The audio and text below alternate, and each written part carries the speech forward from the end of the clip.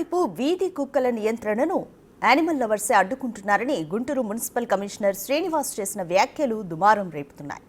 వీధి కుక్కల కోసం కుటుంబ నియంత్రణ ఆపరేషన్లు చేపడుతుంటే కోర్టుల ద్వారా ఆపేస్తున్నారని ఫైర్ అయ్యారు.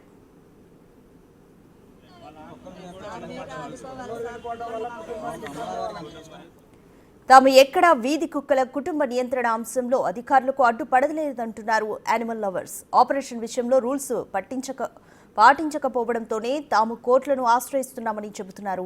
తమపై అక్రమంగా కేసులు పెట్టాలని చూస్తే న్యాయపరంగా ఎదుర్కోవడానికి సిద్ధంగా ఉన్నామన్నారు.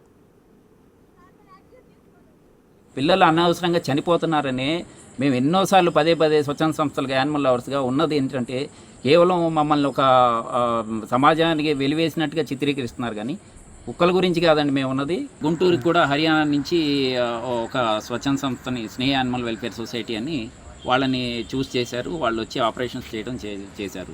ఈరోజు స్వర్ణభారతి నగర్లో ఒక కుక్క పొద్దున్నుంచి ఇంతమందిని కరిసిందంటే దానికి వ్యాక్సిన్ పడలేదు.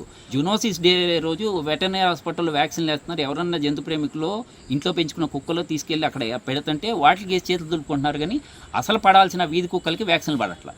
ప్రోగ్రామ్ నెపంతో వీధి కుక్కలకి ఆపరేషన్ చేసిన నెపంతో ప్రోగ్రామ్ చేసి చేతులు దులుపుకున్నారు. 5,000 ఆపరేషన్ పై చిలుకు. దాంట్లో ఈరోజు ఎన్ని బతుకున్నాయో చెప్పమానండి. మేము ఇలాంటి చావులు రాకుండా ఉండాలనే అధికారుల నిర్లక్ష్య వైఖరి వీడమనే మేము అనేక సందర్భాల్లో వాళ్ళు వెనకాలబడి గైడ్లైన్స్ ఉన్నాయని నెత్తినోర్బాదుని ఏం చేసినా పెడచేయమని పెట్టి ఈరోజు 75 లక్షలు హర్యానా నుంచి వచ్చినోడికి అప్పచెప్పేసి చేతులు దులుపుకున్నారు. దాంట్లో ఎన్ని చేతులు మారినాయి అనేది మేము చెప్పలేము. ఎందుకంటే మేము ఆర్టీఐలు వేసినా సరైన సమాచారం రావట్లేదని. సో దాంట్లో ఎంత అవకలు జరిగినాయి అనేది కొంతమంది మీడియా ప్రముఖులు వాళ్ళ వార్తల్లో వేశారు. దాని మీద ఎంక్వైరీ జరపాలని మేము డిమాండ్ చేస్తున్నాం.